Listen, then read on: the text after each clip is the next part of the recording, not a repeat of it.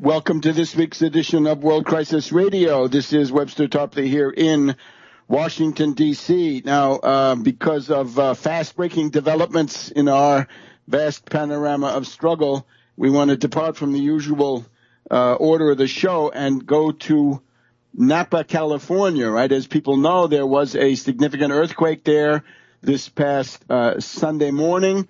And the question now is, after the immediate damage has been surveyed, the question of rebuilding. So we want to go without further ado to James Hinton, who is candidate for the United States House of Representatives for Congress in the 5th Congressional District of California, and that's in the November election, but you can vote even before that in California. And it was interesting to see James Hinton get out of the gate before anybody else and actually propose a way to finance the rebuilding of the entire district, which will not break the bank. In other words, which will limit the burden of interest and usury on the people doing the rebuilding. So, James Hinton, welcome. Thank you for having me on, Webster. Now, James, you've been on county cable.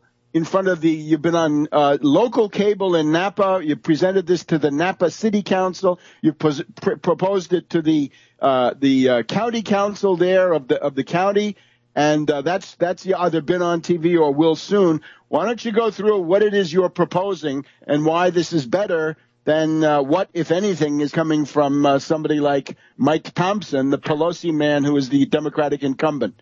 Right. Well, we're calling for the Federal Reserve and Janet Yellen to open a disaster relief credit facility. This credit window can provide unlimited amounts of liquidity to rebuild our infrastructure, like our shattered water mains, our roads, our bridges, as well as our farms, our vineyards, our public buildings, our private businesses, and our homes. The interest rates on these loans would be at 0%, and the average maturity would be 30 years, just like a home mortgage. Those who have sustained losses as a result of the earthquake should be able to attain these loans through the existing Small Business Administration apparatus or else through local commercial banks that are members of the Federal Reserve System. This 0% interest rate on relief loans will save our region untold millions of dollars in cleanup and maybe even billions in cleanup and reconstruction costs down the road. It'll cost the taxpayers nothing. It won't add a penny to the national debt. And the Fed already knows how to do this, right? They already opened special credit facilities for Wall Street speculators like AIG, the money market funds, and many bond dealers. In fact, since the financial panic of 2008, the Federal Reserve has provided trillions of dollars in no-interest financing to banks and hedge funds, the culprits responsible for the crisis in the first place. Now it's time to reconfigure the Federal Reserve to serve the needs of the entire United States economy and all of wage earners, not just the banks, hedge funds, and Wall Street creditors. So far, Thompson has failed to mobilize the immense power of the Fed to make our lives easier in the aftermath of this disaster. And I call upon the congressmen, if you want to show the loyalty due to your constituents out here in Napa and Vallejo, it's time to call Chairwoman Yellen and President Obama to make these demands. James, let me ask you now, the existing ways of getting these relief loans, right? We've seen how flawed and faulty they are, right? In the wake of Superstorm Sandy in New York, October 2012, it took the best part of 6 months to get that funding through the House of Representatives due to the reactionary Tea Party and the timidity of Obama. And now there's a certain amount of stuff you can get through the Small Business Administration and a certain amount you can get through FEMA. But why is it better to get it from the Fed? What are the advantages? 0%. Why right, should we 0%. Why should we let these Wall Street zombie banks bleed us right now for interest in this time of need? We can't afford it right now, Webster. We're broke. All right, and the other side of the coin is the chances of getting this money, right? You're arguing that Yellen, I've seen your statement, that Yellen could do this within hours, right? Bernanke did it within hours for AIG, and instead of going through this whole route with the House of Representatives, when given the fact there's an election in 2 months, they'll never do it. it'll be another 6 to 12 months. And in the meantime, no progress. Whereas if you go to the Fed, since they operate outside the law, she could do it right away. Is that the idea? Yes. Yeah, if you're a zombie bank, you can get 0%. Those guys are insolvent. All they have is bankrupt derivatives. All right? They give them $1 trillion in a blink of an eye. We need $1 billion right now to get started, so all the homeowners and property owners out here can rest easy at night knowing that they have a future here. They're going to be able to recover. Right now, they're all in limbo. They don't know what's going to happen. They don't know what kind of financing they're going to get. They don't know what's going on. Do you have any reactions from local people who see the light on this? Oh, they like the sounds of 0% disaster relief loans repayable over 30 years. They love that. It sounds great.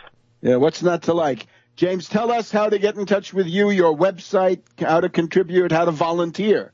Well, you can contact me through my website, HentonForCongress.com. You can visit my Facebook page, follow me on Twitter. My phone number's on there for the campaign. There's contacts, email information, all sorts of updated news about the earthquake. My house was right at the virtually the epicenter in southwest Napa. The 6.1 earthquake shook my house. We broke a water pipe downstairs near the water heater, had water damage downstairs. Everything that was made out of glass in the house, except for the windows, broke. All of the glasses, plates, TV sets, china cabinets, it all came tumbling off the wall into the ground. Anywhere near a fireplace, kitchen, bathroom, everything was broken. The whole town has just come down into crumbles downtown. Many places are struggling. So we're going to be on top with all the updated news about what's going on with FEMA support and all the alternatives. James, let me just ask you one quick thing. A lot of people don't understand. Why don't you have earthquake insurance? Well, most people out here cannot afford the earthquake insurance. And even if they could, it doesn't provide that much relief. How much does it cost? I've seen the average price is about $800 a year out here for the lower priced houses. And the write-off, the deductible is how much? It's 15% of the value of your home. So if you have a home at $400,000, you'd have to pay the first $60,000 for the damages. Okay, I think everybody can see why that is impossible for most people. All right. So you're in the thick of the election campaign. Where will people be able to see you this weekend and maybe looking forward? I know you've got an intervention in September already coming up. Right. We're going to be at the Sebastopol Farmers Market this Sunday. If you want to come out and meet me and check out the platform, we'll be out at the Sebastopol Farmers Market this Sunday morning. Okay. And then you've got another intervention with students in September? Correct. There's going to be on September 15th in Santa Rosa, the League of Women Voters is hosting a public forum for the upcoming election, but I have not been invited yet. And I'm encouraging them to invite me and Mr. Thompson so we can come down there and address the public. Okay, James, our time is up. But, of course, if they don't invite you, they're running interference. We'll be back in just a minute on the World Crisis Studio. Visit HentonForCongress.com. HentonForCongress.com.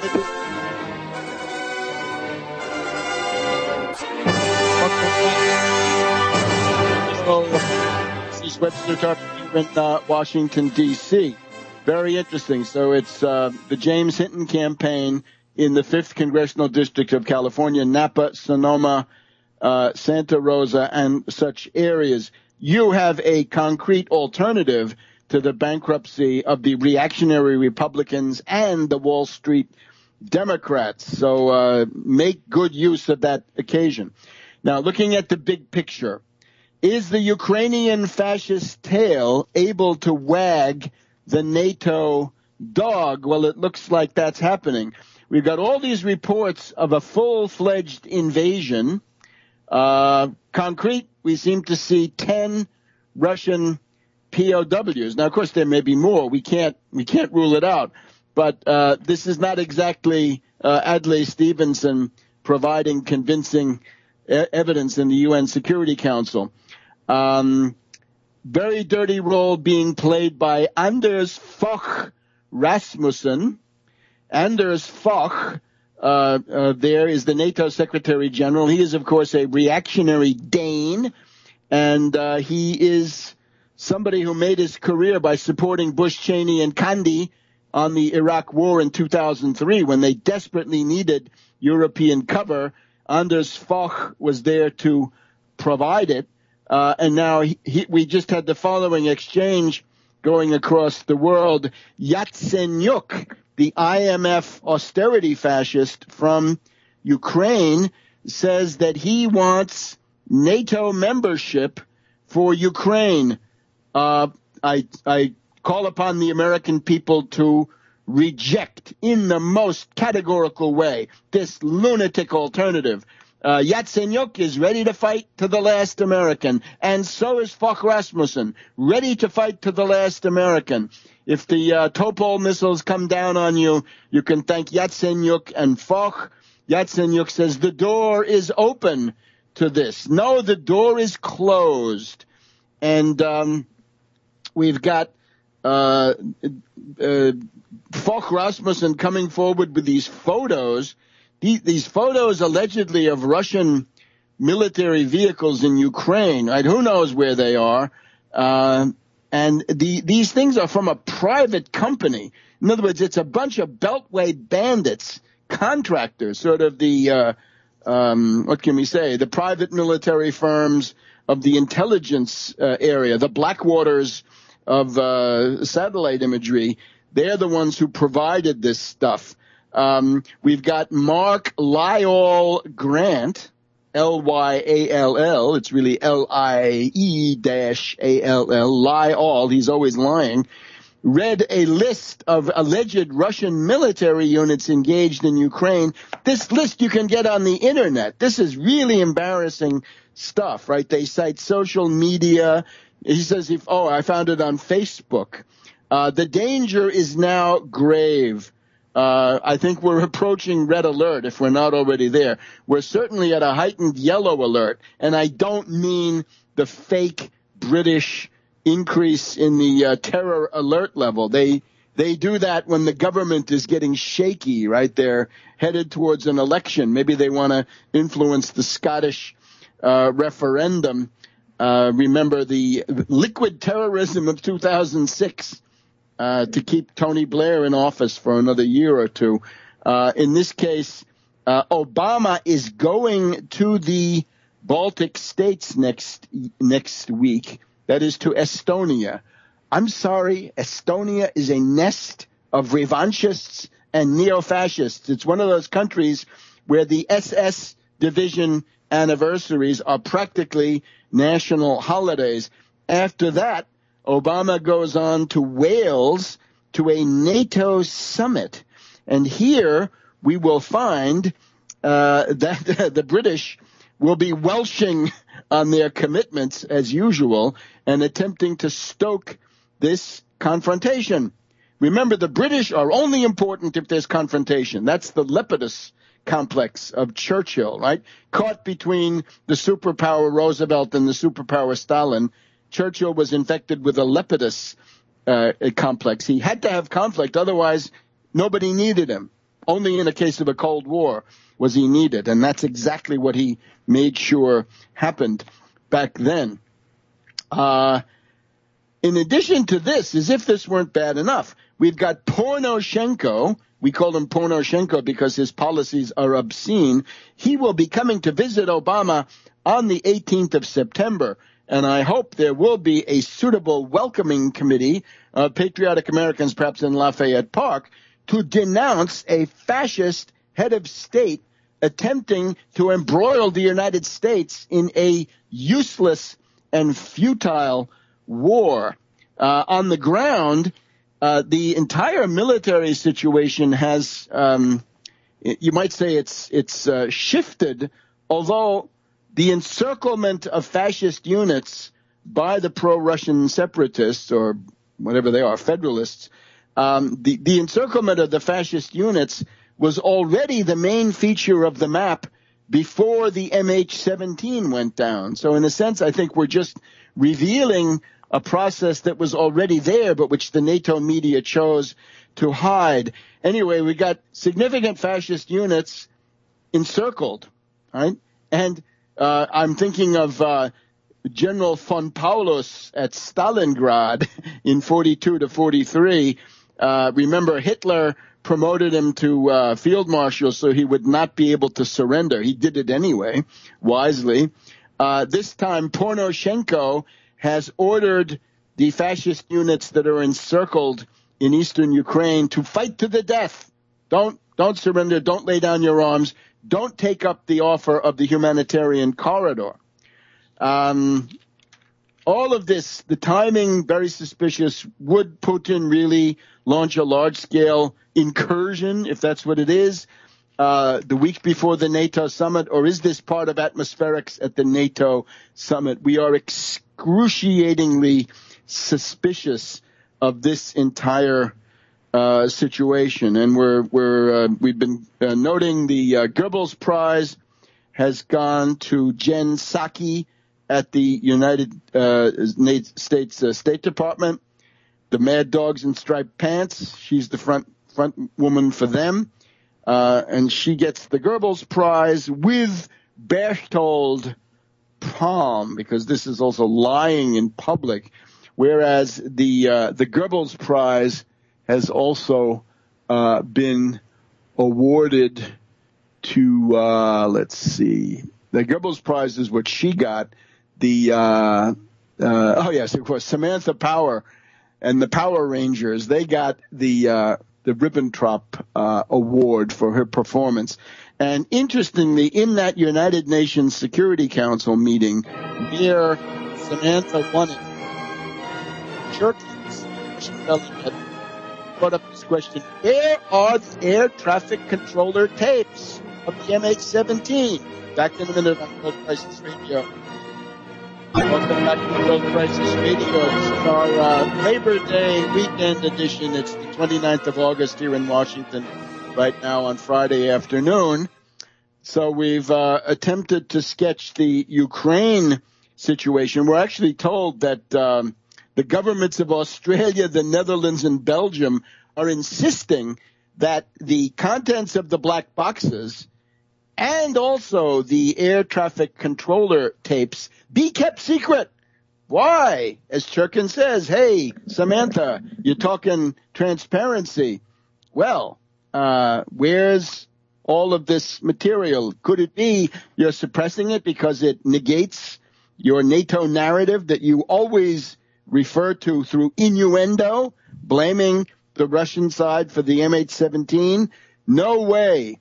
So we have to assume that there's a strong element of new Sarajevo provocation in here. And remember this Mark Lyall Grant, unbelievable impudence from this representative of Perfide Albion. He actually had the gall to repeat the fable of the 23 Russian armored personnel carriers supposedly entering Ukraine on August 15th, a special stealth column, stealth that only British prostitutes had the secret of penetrating it and seeing it, because to everybody else it was invisible. So also to point out the role of a Lithuanian war harridan in the Security Council. The Russian proposal was very straightforward. Immediate unconditional ceasefire, stop the killing. Oh, no, said the Lithuanian war harridan. Give us a little time. We got to attach some killer amendments to that.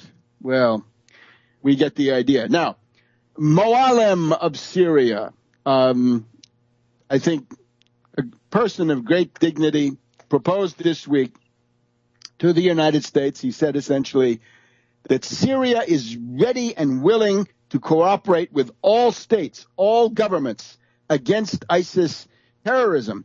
At the same time, Syria demands that there be coordination, right? That it's not a, solo intervention. You can't just start bombing Syria. You can't just start sending U-2s and so forth. You've got to coordinate, right? What I've been saying the whole time. Coordinate with Assad. Remember, any national state, with a couple of exceptions, Qatar maybe, Israel, whatever, anybody can be your ally, potentially, against these non-state actors, right? The forces of chaos, the CIA secret armies. Now, I'm saying the only way to do this, if you really think that ISIS is the end of the world, you've got to ally with Assad. You shouldn't have wasted all that time on Maliki. You should have been bombing. There is an attempt to blame ISIS on Assad. Well, dear NATO devotees, you got to remember that ISIS was trained in those U.S., British, French NATO camps in Jordan and funded by the Saudis through Abdul Rahman Faisal, brother of the foreign minister, Prince Faisal, and Turki al-Faisal, the ambassador here in Washington at one point. And that's who created ISIS. And if you don't believe it, there's even a photograph. Congratulations once again to Thierry Masson of the Voltaire Network for that picture, which shows the visit by Mad Dog McCain to Idlib, Syria in April 2013. It's a confab with terrorists. It's supposedly the military council of the Free Syrian Army. General Idris is sitting there, and then this other guy who soon became Baghdadi, or who already was Baghdadi of ISIS, and this is now Caliph Ibrahim.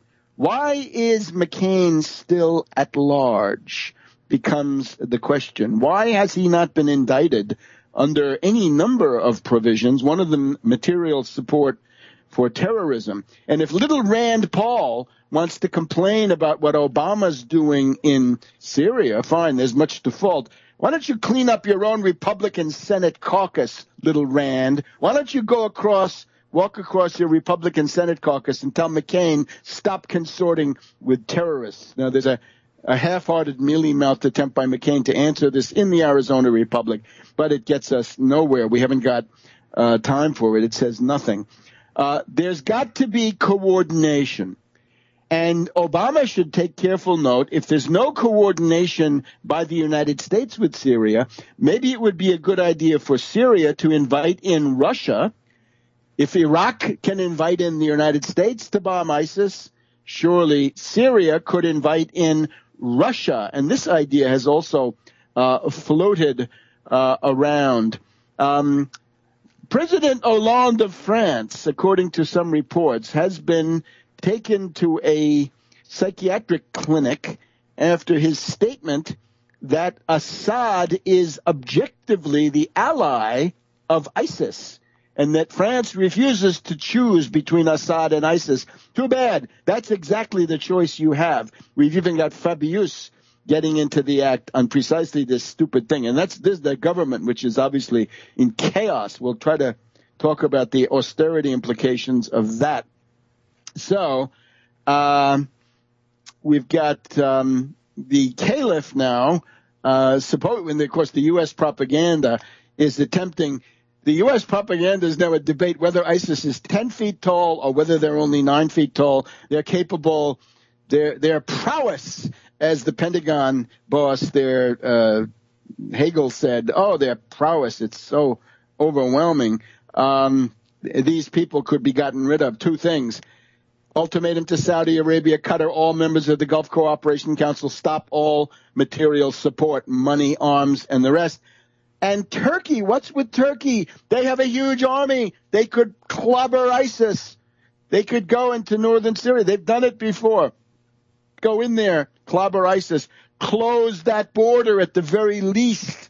Erdogan, sorry, they don't like to do it. So, interestingly enough, we've also got in Libya, jets from Egypt and the United Arab Emirates have bombed Ansar al-Sharia. Now, Ansar al-Sharia is the group that killed Ambassador Stevens. This is Kumu. Remember Kumu, the Guantanamo Bay graduate, right? They're the ones who actually did the killing, not this little schmuck that they arrested. So as the Washington Post had to admit here on Friday today, this is now a U.S. official speaking off the record. In Syria, you have many actors, many moving pieces. There is not a coherent U.S. policy. I've just given one. The official said, countries the United States considers counterterrorism partners are broadly divided into two camps, with Saudi Arabia, the United Arab Emirates, Egypt and Jordan on the one side, and Qatar and Turkey on the other. With Qatar and Turkey, you better mention Hamas, which they use against Egypt. But now the message is, if Egypt and the UAE can bomb a target, a Qatari puppet in Libya, right, Ansar, then maybe they'll bomb Qatar itself, bomb Doha. This has now been ventilated in various international media. Remember, the U.S. plan was to play Sunni against Shiite, and instead the Sunnis are now split into two camps, what we just said. And this is mirrored inside Libya. You can see it there, too. In Tripoli, it's the Zintan militia against the Mizurata militia. And over there in the Derna, Tobruk, Benghazi axis, it's Khalifa Haftar of the CIA against Ansar al-Sharia. They were the ones that got bombed. No. Cut off.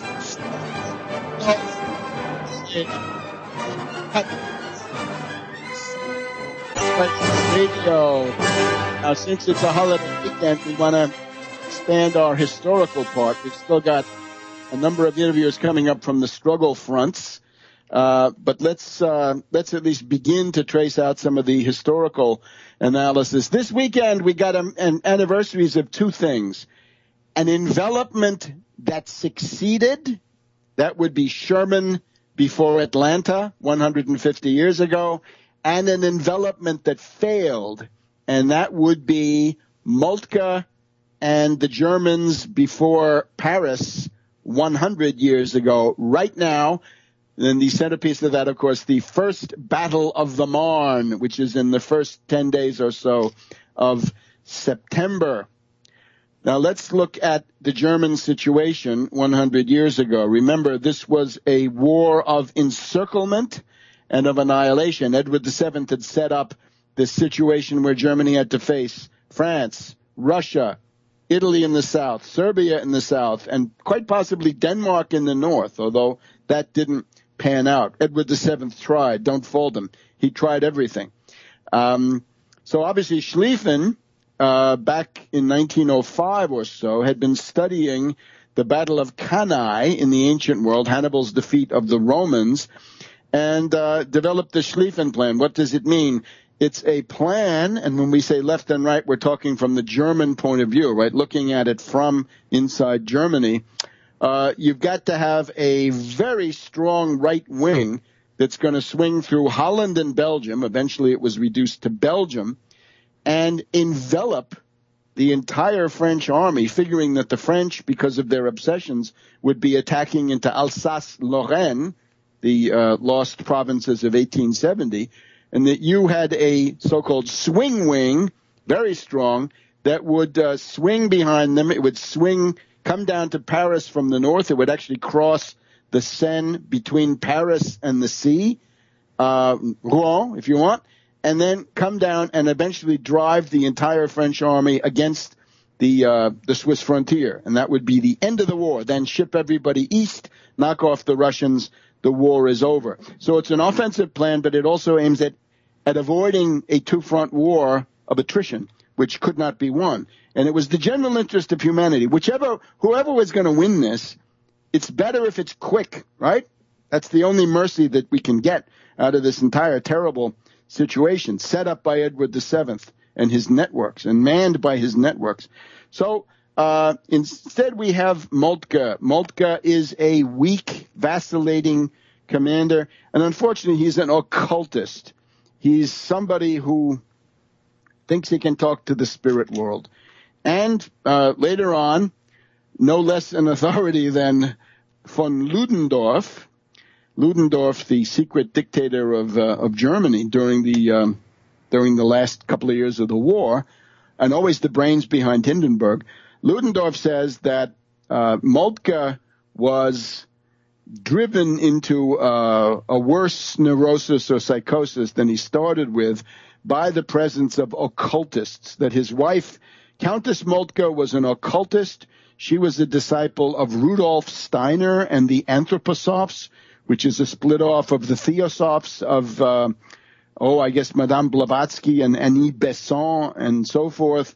And the entire area reeks of the British Occult Bureau, right? Serious research would have to get involved with this. So not only the Countess, but also her friend, this Lisbeth Zeidler, the Sibyl of the armies, right? So they were there to give Moltke contact with the spirit world, all telling him that he was defeated. So what did he do wrong? He did everything wrong. Schlieffen had called for a 7-1 preponderance of the right flank over the left flank. That would have given them their German superiority north of Paris, west of Paris, east of Paris, no question about it. Instead, Moltke cut that down to 3-1. The other thing that he did wrong was the Schlieffen plan said if the French want to attack Alsace-Lorraine, encourage them to do it. Lure them as far as possible into Germany, because that will essentially take them out of the decisive fight that will develop around Paris about 35, 36, 37 days into the mobilization. And instead, there were these stupid oligarchs, one the Bavarian crown prince, Ruprecht, who said, no, that's not glorious enough for me. I can't have that. I can't let those Prussians win the war. We Wittelsbacher, right, famous for crazy King Ludwig, right, trying to live down the fact that his relatives were ripe for the loony bin. He said, no, we've got to attack the French, drive them back into their fortifications, and indeed attack them in their fortifications on this famous line between Toul, Épinal, Belfort, right? And, of course, they were able to defeat the French, a couple 100,000 French casualties, but then when they attacked those French fortifications, they also suffered, on the German side, a couple 100,000 casualties. The other thing about Moltke, he's very fearful. He's got this intelligence officer, Hentsch. We'll hear a lot about him. Hentsch. And Hentsch is telling you, the British are going to land in Belgium. Oh, my gosh, they're going to land Russians on the Pomerania, right? God knows. And Moltke is essentially sitting there and fretting and fidgeting, the mark of an incompetent, weak commander, whatever the cause, right? The other thing he does is he's getting these telephone calls from East Prussia. Oh, my God, the Russians are stomping on sacred German land. Send 2 Corps immediately. So he takes 2 Corps out of the right wing. So instead of 3-1, it's down to 2-1, right? So that's not enough. And he's worried about Belgium. He sends forces to Belgium. The 7th Army should have been sent immediately to Paris, and so forth. And what it meant then was when they got near Paris, von Kluck, who was a capable general, a competent fighting general, sees that he doesn't have the numbers and the strength to go west of Paris. He's got to go east of Paris. Another important point is that according to the Triple Alliance, Italy was supposed to provide 12 Italian divisions on the upper Rhine, and they were going to come from northern Italy to Verona, up the Brenner, across southern Germany, and then into the German line, and that would have been 3 Corps, right? So you lose 2 Corps here, 3 Corps there, a division here, a division there. It begins to add up, and of course, the fact that the Bavarians want to attack the French means that Joffre, Joffre, the French commander, has the ability then to shift forces from his defeated right wing to his left wing, in other words, too close to Paris, and he's able to create a new jury-rigged army, jury-rigged but ad hoc, right? And this is the 6th Army. This is the one with the taxis of the Marne, right? Gallieni, the governor of Paris, sends out the reinforcements with taxis, And this may not have been logistically very significant, but as a public relations and mobilization stunt, it's extremely effective. All right. So now we're getting to the 5th, the 6th, the 7th of September. And what you see, you take a look at any map about this, right? I should have urged you to get a map at the beginning. On the 5th of September, you can see that the French armies and the English British Expeditionary Force are reeling. They've been reeling for two weeks. Nothing but defeat. Coming down from Belgium, driven. They're south of the Marne. They're practically on the Seine, right? And what's going to happen? Well, the 6th Army then of Monoury appears out of Paris, and this is then a threat to the extreme right wing of the Germans. So what happens is that von Kluck, again, a very capable, active, energetic general, sees the danger, and he turns his army on its own axis and faces towards the west. He faces towards Paris, and he fights off and routs the 6th Army. Doing so, he opens up a gap between himself and the other German armies, but the British Expeditionary Force is so slow and the French are so defeated. This is not a danger. And we'll pick up this analysis again in the final segment after we get our struggle. Back in a minute. Welcome back to World Crisis Radio. So we had our first historical part. Now we're going to be back to the panorama of struggle. No better place to go than Benton Harbor, Michigan. And our good friend, the Reverend Edward Pinkney of the Benton Harbor Banco, BANCO, who is leading the fight against the Whirlpool Wall Street dictatorship of Benton Harbor and also against the Republican administration in Lansing. That would be Governor Snyder and his minions who cut off your water and take away your right to vote. Reverend, welcome. Yes, Reverend, I'm here. Yes, I'm please here. go ahead. How are you doing today? Go ahead. Tell us, what's the situation of the struggle where you are? Well, you wouldn't believe this. As you know, the judge ruled in our favor for the election, the recall election of the mayor, James Hightower, the corporate puppet. And sure and behold, Whirlpool decided to go out and hire not one, but two law firms to file appeal to have the election stop once again. Now listen to me. Two of the biggest law firms in the whole country, they went out and sponsored this to stop the election and keep it from being on the ballot. Keep it from being on the ballot in November. Nobody would believe this. It's unbelievable. Because the judge had already said there will be an election. Yeah, he already said there will be an election because, matter of fact, he said he shouldn't have stopped it in the first place. But he figured that there were some issues that need to be worked out. And he was absolutely correct. They decided, now listen to this, they allowed Whirlpool to put up the money for the lawyers to file an appeal to stop this election. Two law firms is fighting against us. And we have no money to do it. None. But we're going to win this battle. Just like we won the last one. We're going to win this one. Reverend, I'm sure you will. Absolutely. Well, so nobody will believe what's happening here in Benton Harbor. People will say that you're just making this stuff up because this is not reality. This is reality, whether we like it or not. This is the Wild West, except it's Wall Street's Wild West, right? What Wall Street has in store for the rest of us? You said that, yeah, it's coming to your town next. They wanted to see how much we could, how could we push back. But here's what we have done.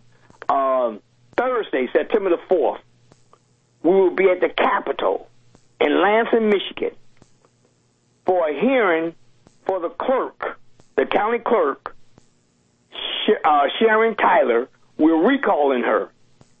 And the language have to be approved before we start circulating the petitions. And as you know, she actually turned the original recall petitions over to the sheriff's department without a warrant, a subpoena, or a court order. She broke the law. And on Thursday, I was at the city at the Barron County commissioner meeting, and the sheriff was there, and I had to tell him that his department had dirty hands. I said, your hands are dirty. Not only dirty, they muddy, and you should be ashamed of yourself. It was something, Webster. It was something. Nobody would believe what's happening here in the city of Benton Harbor. Fascism is here, whether we like it or not. All right, Reverend, tell the people once again how they can intervene on your side, right? And the various contact means to get help to you and to take part, right? To make a difference. We need money now. We need money to fight these two law firms off. Those of you who can afford it, please, you can send it to bhbanco.org. That's bhbanco.org. Or you can call me on the phone at 269-925-0001. That's 269-925-0001. And those of you who live in Lansing, September the 4th, next Thursday, at 10 a.m., room 426 at the Capitol, where Snyder is located, we're going to have a hearing. And we need everybody to come out and support us, because they're definitely going to have their people there. So we need our people to show up and show out. That's great. So, and again, your candidate, right? Assuming that there's going to be a vote, we got to remind people who they should vote for, right? Shouldn't people be sending in their absentee ballots anyway? Assuming that they won't be able to send any absentee ballot in until after September the 8th. That's when the appeal court should be making a ruling. Okay. So that's a week from Monday. Okay, so hold your fire until then. Let me ask you another one. Suppose we've got out there in radio land, we've got a pro bono lawyer who wants to come in and volunteer to help you. Can we accommodate somebody like this? Contact me at 269-925-0001. We need them. We need pro bono lawyers, because we have no money to hire a lawyer. I'm thinking, if somebody from Europe, right, if some European influential, there are some who listen, wanted to stop by and, introduce themselves to the judge as observers, that might also help too, right? Human rights observers go all over the world. Why not Benton Harbor? Absolutely. We need them here, especially for my trial, October the 27th in Barron County. We need them here because they're going to be doing everything within their power to convict me. They might taint the jury. We don't know what they might do, but they want to get rid of me at all costs. It's just a miracle they have not murdered me. I believe when they came with the SWAT team to my home that their intention was to murder me. I don't believe they came to arrest me, not with a SWAT team. I say no. So very dramatic. And how are people holding up? How are the troops faring? Well, our organization is being strong. We understand what we're into. We understand the fight, and we know that we have to continue to fight. When we stop fighting is another weapon that they will be using against us. And that's why it's so important that we get the word out to the people and tell them exactly what happened. People have to come here and see it for themselves. Nobody would believe what's happening here. I don't even believe. Even the people in Detroit who have the emergency manager do not believe what's happening here in the city of Benton Harbor. So you are, in effect, the model of the company town for the 21st century, according to Wall Street. And Michigan is in some ways a model for the Snyder is up for re-election. What does that look like? Well, here's something that we're talking about now. We're planning on defeating Snyder. Like I told them, I plan to volunteer my time to do whatever necessary to help defeat this man, because we can win. Right now, it's almost a dead heat. Uh-huh. I was shocked to see it when they told me, I got a call this morning. The guy said, well, we out canvassing, we're going to canvass, and we need your help. He asked for my help. He said, we need your help. And I said, wow. He said, we heard all about you, and we know that you're a hard worker, and we're asking for your help, you and your group. I told him. All right. Reverend, you're a great voice and a great cause. Come back next week. Give us another update. I will be back next week, and thank you so much. And this is unbelievable. This is absolutely unbelievable. Fascism in a company town. Back in a minute on World Crisis Radio. All right. Thanks again. Welcome back to our next segment of World Crisis Radio here on the special Labor Day edition. And we're always for labor. Now, we're honored to welcome the United States Senate candidate from Nebraska, that's Dan Berdoff, who is fresh from winning, hands down. He's the victor in the Nebraska Senate debate held at the Nebraska State Fair under the auspices of the Cattlemen and the Rural Radio Network. And he defeated not just the Democratic candidate, but above all, Ben Sasse, the golden boy of the Republican Party and the Tea Party, who is, by some accounts, groomed to be the next president of the United States. That's at least what Sasse has been saying for quite a while. So, Dan, welcome. Thank you very much, Webster. Thank you very much. Tell us, I live tweeted everything there, but you give us your impressions of that debate. That was an epic achievement. Congratulations. Well, thank you very much, Webster. I really appreciate it. As you said, I did debated candidate Ben Sasse and Democratic candidate Dave Domina in the Nebraska Senate debate in the Nebraska State Fair. That was August 25th, and you can find reports of that online.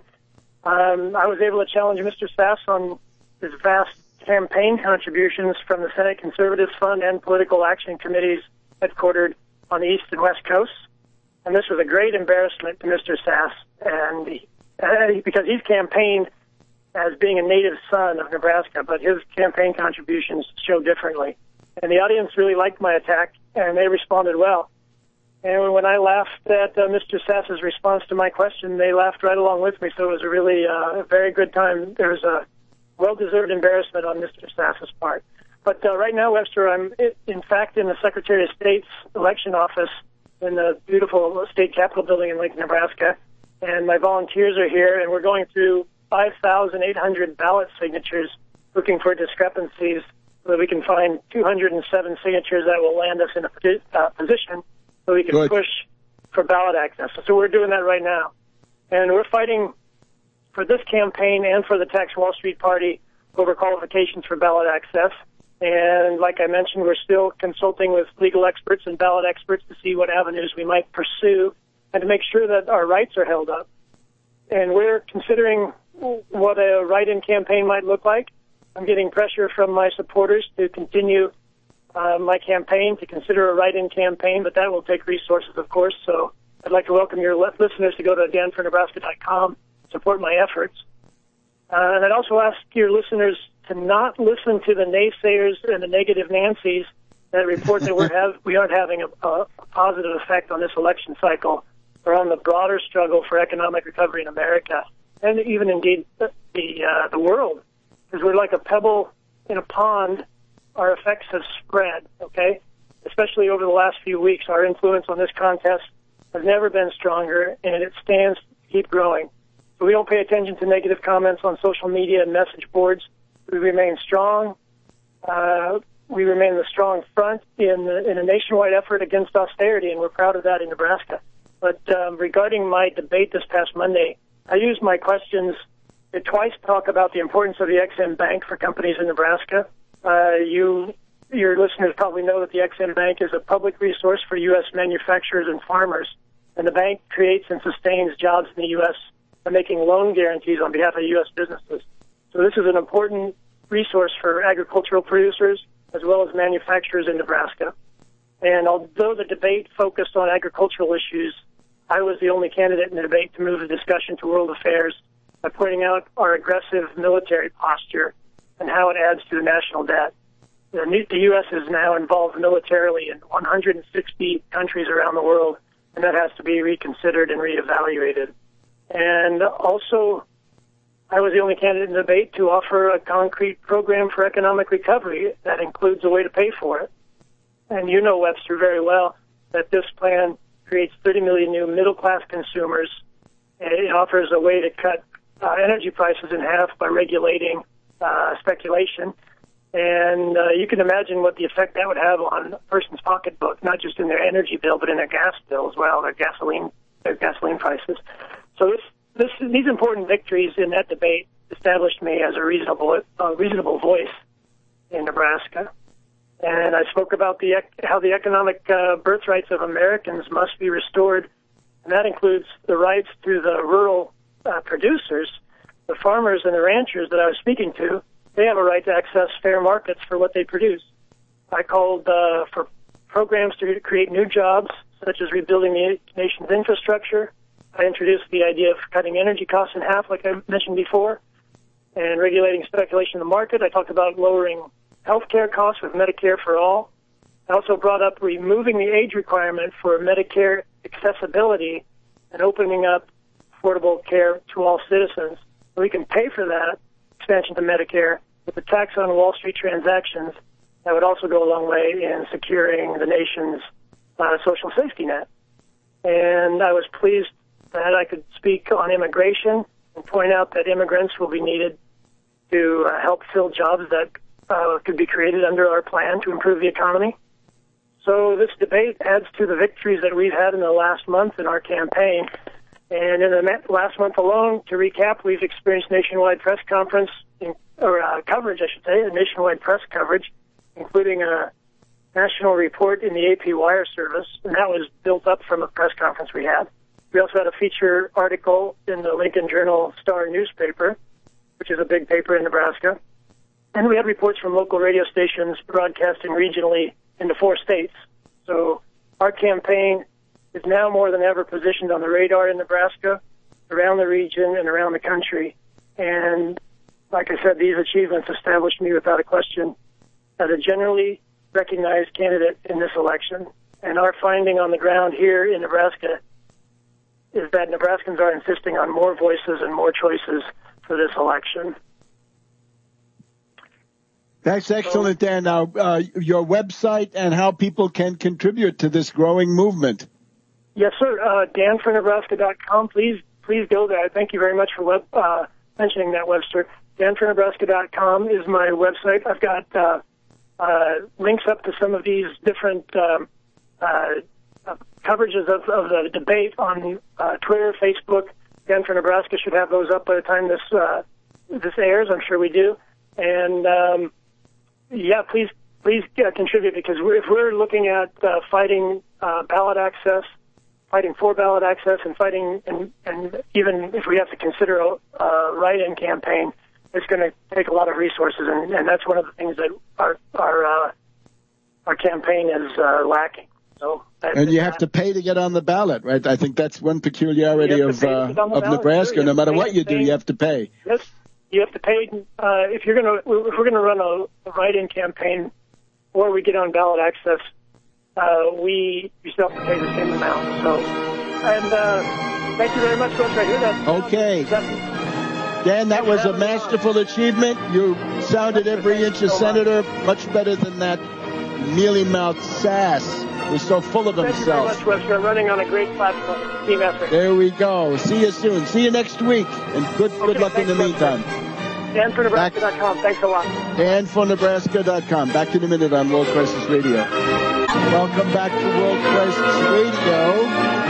Now, completing a home run of struggle, we're now going to go to the sidewalks of New York and talk to our favorite candidate for governor of the Empire State, and that is, of course, Randy Credico, fresh from a big bout of publicity from his what he told us about last week. But now, Randy, we're looking towards we're looking for the debate and the primary election itself, and it's Cuomo, Credico, and then there's this also ran Zephyr Teachout of the Soros interest. So tell us, what does it look like from there? All right. Yeah, she's a synthetic progressive, Zephyr Teachout, who is from Vermont. Parents are part of the system there. Mother's a judge. And you know what that means. You know, she's part of that network there, and she's been posing as this progressive here, although she won't take a position on the Mideast crisis. She won't rule out supporting Andrew Cuomo when she loses the primary. So she is basking in a little bit of 15-minute fame here, and it's really pathetic to watch her, not talking about issues. She keeps bringing up this thing with the Moreland Commission, which, it's not that big a deal. I'm not a big fan. The prosecutors, U.S. prosecutors, they can indict anybody. They can indict God if they wanted to. They can indict a ham sandwich. Right. Well, the thing is, and that's what she is. She's a ham sandwich. What they don't talk about right now are what I've been talking about, which is the Wall Street Sales Tax, the progressive income tax, the taxing intangible assets like stocks and bonds, even cash, for those that have it and are hoarding it. And I've been talking about that. Nobody wants to. I did Brian Lair's show the other day, and I blew him off the map because I know what I'm talking about. I'm dealing with a guy who's been here too long and someone who hasn't been here long enough, which would be her. So what's coming up is a possible debate. Now, Cuomo hasn't agreed to a debate. So publicly financed, WNYC, Brian Lair show, is going to host a debate with her, and not me, but with her and Astorino, the Republican, who's already won the nomination, and he's set for November. Instead of having a square off between her and me prior to the debate, the primary on the 9th, they think, and have an empty chair for Cuomo, they're deciding with public funds, as you know. Outrageous. NYC. Randy, how can they justify? What is the argument for that? How can they justify it? I have no idea, but, I complained about it. One thing they did is they gave me a nice 15-minute spot the other day so I could talk about issues rather than being bogged down with this non-Watergate kind of scandal that's going on, not going anywhere. It's a Schumer prosecutor here by the name of Preet Bharara, right? He's the one that is going after him, or he made some comments because he loves publicity like Schumer, and he's one of Schumer's Jim Jones type of Kool-Aid drinkers. So that's a internal dispute, hatred between Cuomo and Schumer, and he got his hitman to scare him a little bit. That's what that's all about, all right? The real issues are, what are we going to do to put 65% black youth back to work, or to work, to save our public schools from the encroachment from the charter industry, the hedge fund industry that controls the charter industry, school industry. What are we going to do to tax Wall Street and relieve all of these scams with lotto? It's like they rake in $10 billion a year by hoodwinking poor people in areas of color to play these outrageous lotto games. The mob would blush at the kind of odds that they are given. They take in $9 or $10 billion, and the $1 billion is given back a year. So it's like the rest of it is like, it's not going to education. It's just going to bring up or shore up a budget that's deficient because we're not taxing Wall Street. We're giving them an instant rebate. We're not taxing the banks. That's what people want to hear. They really want to hear that. They don't want to be, waylaid or misled by this bogus investigation, but that's what they're all talking about, the press, although nobody gives a damn. And that is Cuomo's anti-crime commission, which he himself dissolved, right? A lot of people are concerned about, if they're going to be concerned about non-economic things, I've noticed just up and down the state that people, and look, this somebody gave me a book of yours. It was the 9/11 terror. 9/11 synthetic terror. Yeah. And I got to tell you, a lot of people on the street, that's something I get 1 out of 6 people want to have that I talk to bring that up. You're going to call for an investigation. Well, look, I don't know what happened that day. I don't know. I hear about these architects and building specialists and all of that. So, if I got the job, I would definitely, just to put the matter to rest or whatever, is open up an investigation, a new investigation, the one that even Lee Hamilton called for, because it would close too early, and that would satisfy a real one with real people, not bipartisan, but bi-intellectual, and put that together and put the matter to rest so people aren't walking around scratching their heads asking what happened. All right, that's one of the things. How about the name of Lionel? Lionel, you may know him. He's from WPIX here. He was talking about Absolutely. It today. Yeah, so you should. He's a big fan of yours. He listens to you repeatedly. You need to have him on the show, man. He's a very smart guy. Great. I'll get him. Thank you. This is the guy who said there was no weapons of mass destruction in Iraq, not even a can of Raid. Right. That's what he said. That's true. It's not nothing. Did he say that? That's funny. That was funny. He's got a good sense of humor. He's brilliant. The guy is brilliant, So we listen to your show, and make sure you get him on there because he's such a great guest. And I hope, and he's endorsed me. Yeah, he's like calling out. He's screaming, "Why am I not part of the debate?" Because they don't want to talk about what the problem is in this state and the rest of the country, and that is the maldistribution of wealth, the concentration of wealth. I would divest anything if they were to. Let me tell you something. If they were to leave this state, any of these corporations, I would make sure that they pay all of the tax breaks that they got to be there. A. And B, I would take their businesses, make them a co-op, keep the place going, and bring in workers like they do. I think it's the Marcoro law in Italy. I would employ that here, where we would people who instead of getting unemployment would take a lump sum and start a business. We can do that as well here. But we certainly they're not going anywhere. They're not going anywhere. They can't give up on looting the people of New York. Yeah, California, they threaten. Even in France, Depardieu, they made a big deal. They're staying there. They're not leaving to go to Belgium. They're not going to go to, not going to Germany. They want to stay there where they're from. Sure. And the same thing, California, when they taxed the rich, nobody left. That's right. It's all a bluff. Randy, your website and how people can feed your machine with volunteering contributions and everything else. I need contributions. I need physical bodies out there, especially if this show is going to be playing this weekend. I need Monday. I need your buddy Chris to get back from his parents' house out there in Jersey and help me with that big West Indian Day parade. There'll be 1 million people out there, and I need a lot of people on the street marching with me. Because this is my crowd out there, all right? Okay, that's Labor Day Monday, right? Labor Day. Where is the gathering point? Where do they meet you? They meet me at Schenectady and Eastern Parkway in Brooklyn. That's Schenectady and Eastern Parkway in Brooklyn. They call me up. The number, give it out, 212-924-6980 if they get lost.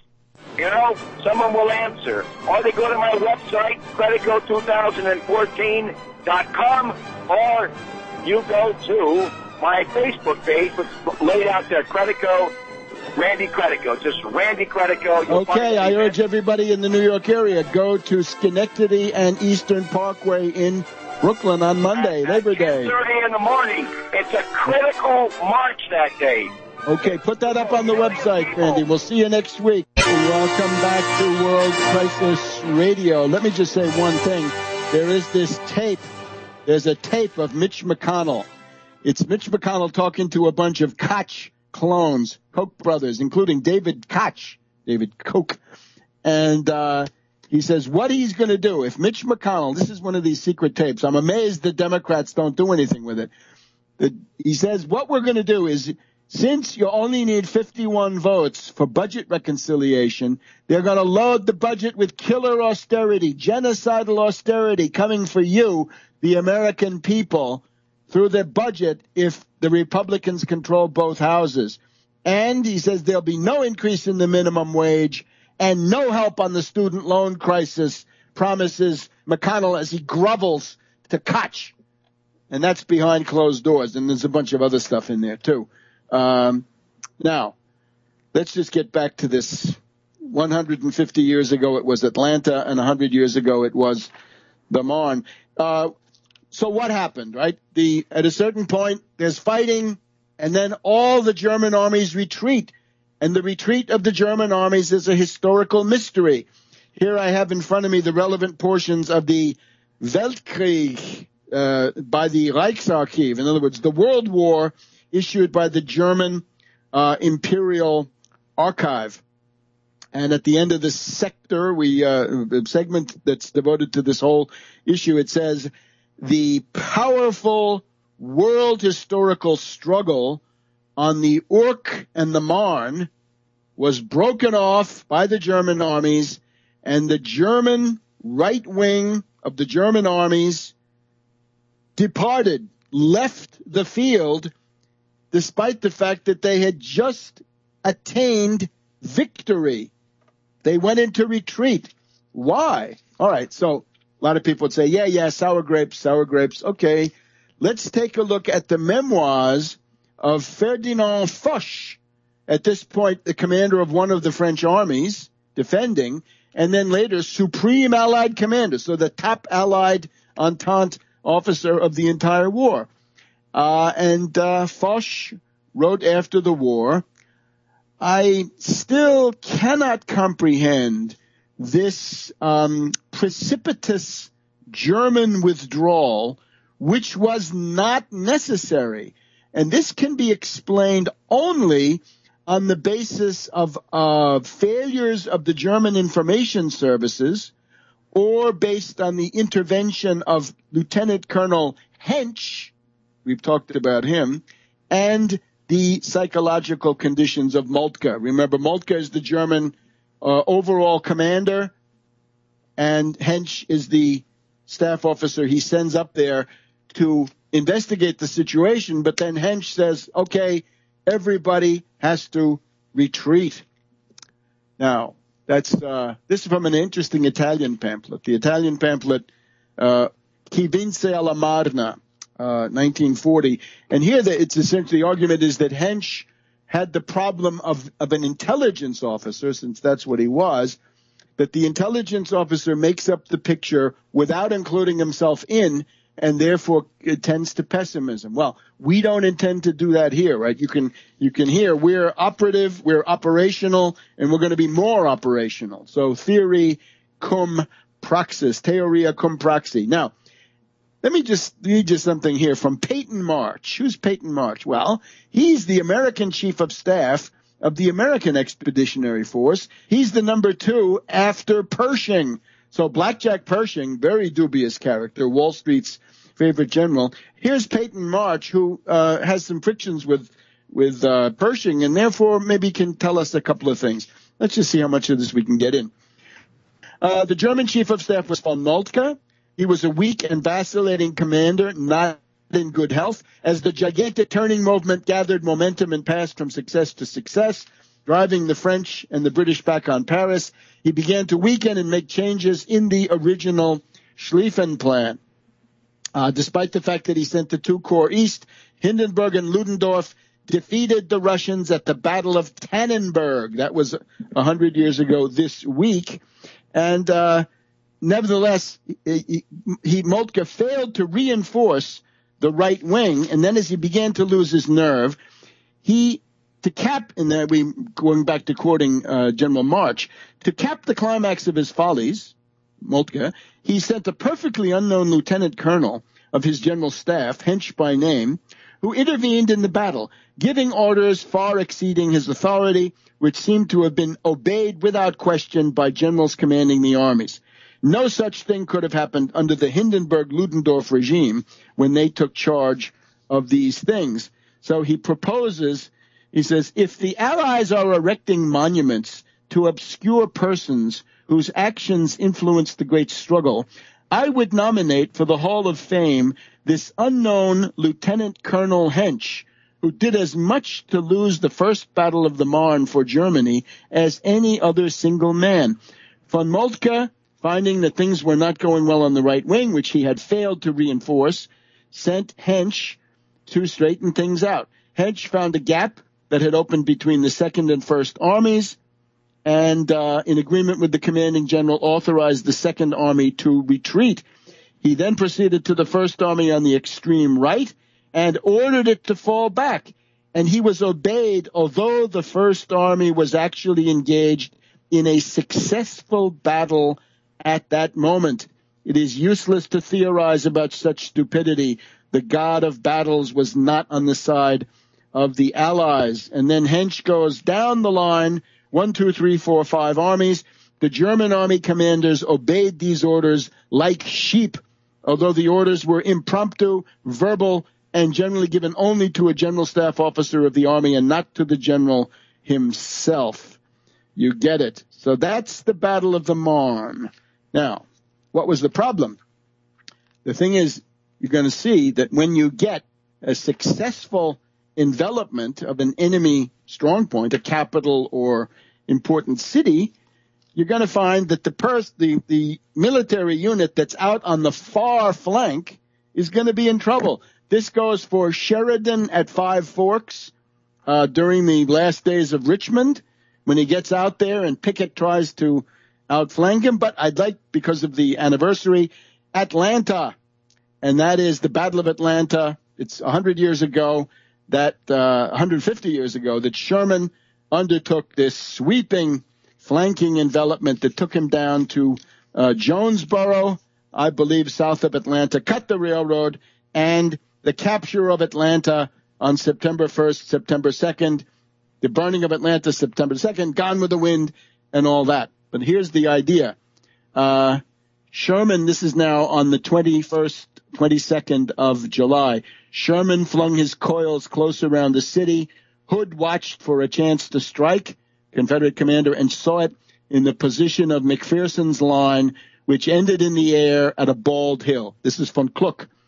On the night of the 21st, he sent Hardee's corps by a circuit out of the entrenchments to attack the rear of McPherson's position between the Bald Hill and Decatur, breaking the Union line.